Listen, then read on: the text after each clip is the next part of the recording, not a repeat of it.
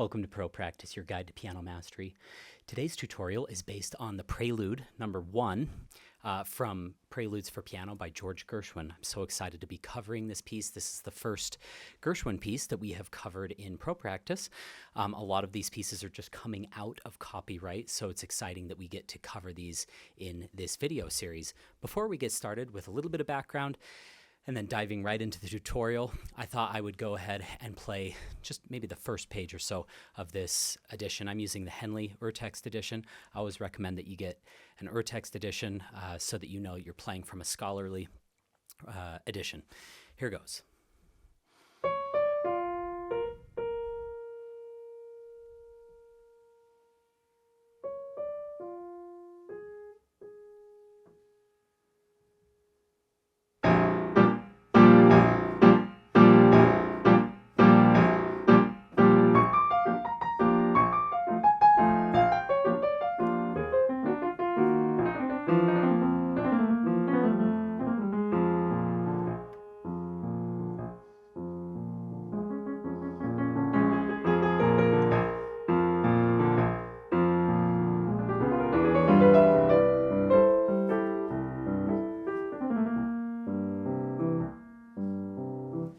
Go ahead and play that far. I'm sure most of you are familiar with this piece. It's extremely famous, but if you're not, I hope that gives a little introduction. And at the end of this tutorial, I'll go ahead and play through the entire thing for each of you to kind of wrap up a lot of our ideas. To start off, big thanks to Susan Dolmeyer. I always try to play these Pro Practice tutorial pieces for my wife and for Susan before I actually bring these to you.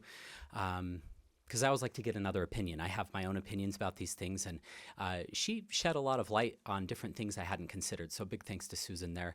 One thing that we went over when I played for her is she said, you know, really notice where he's putting accents or tenuto marks, and even just right at the beginning, more or less, because it's really easy to go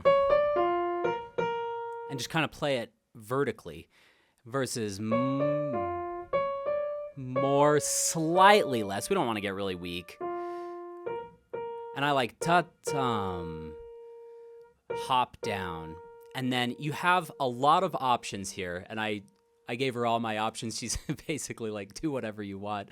You're going to hear some people play it straight. Gershwin did. We are lucky enough to have a recording from him. And that's how I played it in the introduction performance today. However, a lot of people take a little liberty, and I have to admit, I like doing this. So I like to play the F and then put your pedal down and then play F sharp, G, and then come off on the pedal, change the pedal, and then play the A flats. You can create more contrast also with articulation rather than doing it like you did here, hop down. You're welcome to do whatever you want, but rather than doing that, I like to contrast it a little with articulation as well. I think that sounds really nice. I'm not a huge fan of some pianists that, because we're not going to swing everywhere, so I don't really think that's a convincing introduction. However, Gershwin himself writes forte, con licencia, hopefully I'm saying that right, with license. Take your artistic license there, whatever you want to do. His publisher, this was published in 1927, but he had been working on some preludes and sketches of preludes for several years before that. We have some writings back in 1924 that would indicate that, in 1925. And then he performed these at a hotel, I believe, in 1926, and then they were published in 1927. His editor, or one of the publishers, I can't remember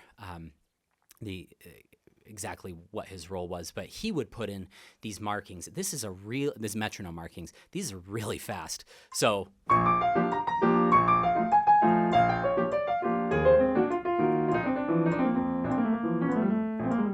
I think you lose a little bit of the jazzy character when you're going fast.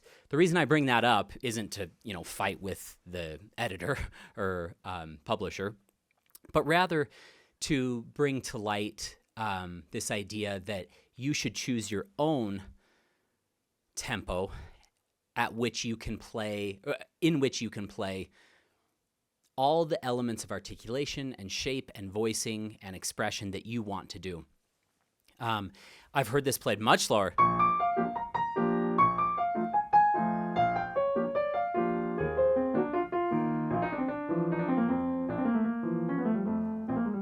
And as long as you're doing things like those little accents or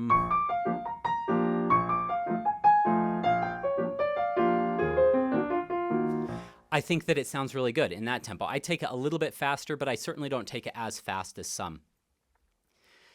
Additionally, we will get through some techniques for this ending scale. My wife jokingly, I said, I'm recording the Gershwin Prelude today. She's a piano teacher as well. She has her doctorate in piano performance. She's really good. And she said, do you have your scale at the end? Because both her and I have taught this many times. And the whole piece goes great. And then and some disaster happens at the end. It's like, oh no. So we'll go over some techniques there to tidy that up, to get that technically precise, both with alignment and speed, and also a little tip for accuracy going down to that low note. Okay, so whatever you want to do here. And then I like to wait a long time here before going to there. And I like to wait a long time there too. Now here, how do we count this? 1 E and da, 2 E and a, like that, okay? So it's 1 E and a, 2 E and a, 1 E and a, 2 E and a. Very jazzy, just through the notation, just by putting them on the offbeats. 1 E and a, 2 E and a, 1. The reason I bring that up is we can make that even more polarized.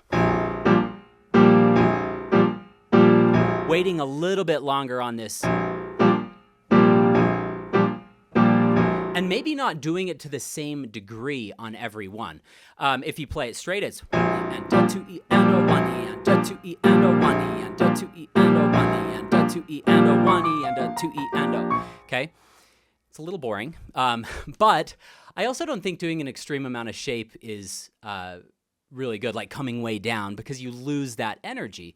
So I think one way that you can manipulate this to create a little bit of variety is by polarizing that rhythm a little bit more on measures 3 and 4. So 1 E and da, 2 E and a, 1 E and da, 2 E and a, and then normalize it. And then I'm going to go out on a limb here.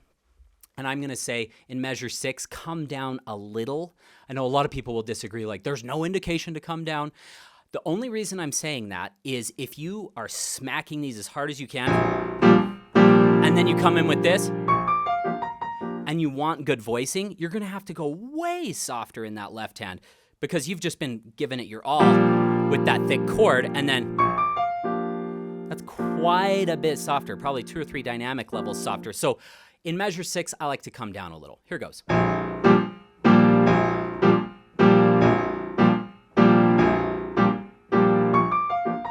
Just creating a tiny bit of room. And you're also noticing my pedal cam here will give you the pedal indications, but just this is important. Hop, pedal, sorry.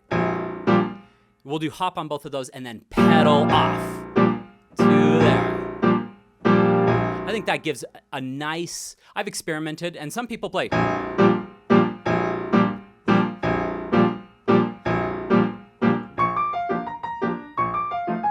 To me, it sounds a little bit sterilized, like too clean almost. I like a little bit of wetness or a little bit of color that pedal brings. So.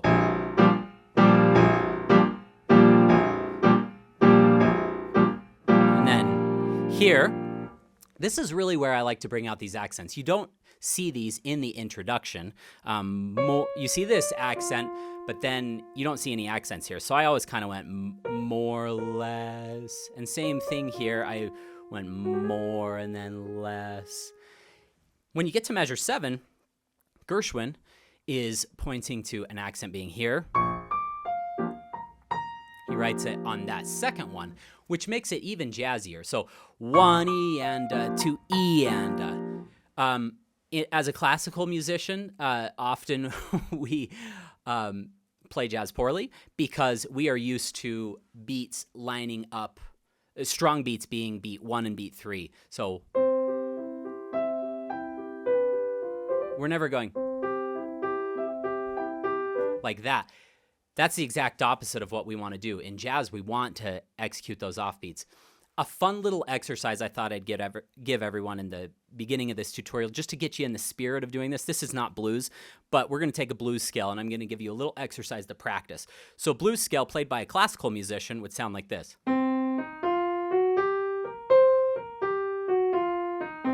For anyone watching this channel, they're probably like, yeah, that sounds pretty good, because we're used to classical music. But if you're used to watching jazz channels, you're like, ooh, that's not good at all. We're gonna keep that same long, short rhythm, but we're gonna accent the short notes.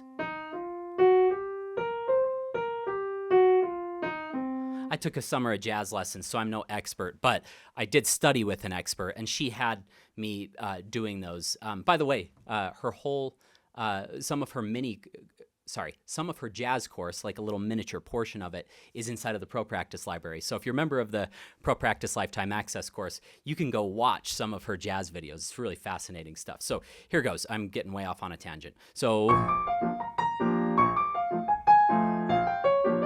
and you notice these tenuto marks there and there as well. Another point that I wanted to make is don't do all of the accents the same. So we don't want.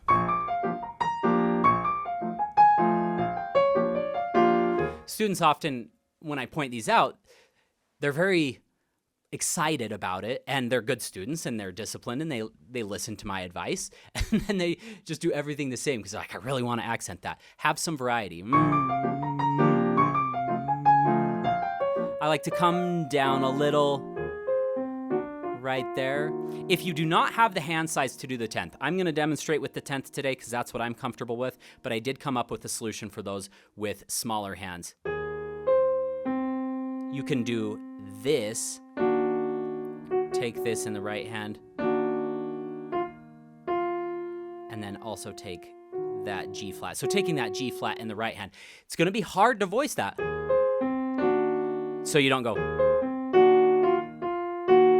and you don't smack that. You got to keep the G flats really soft because they're part of the accompaniment, but you can do that if your hand size doesn't accommodate that. So.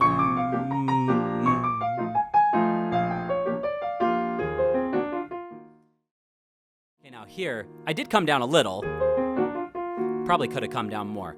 Here, I'm going to come off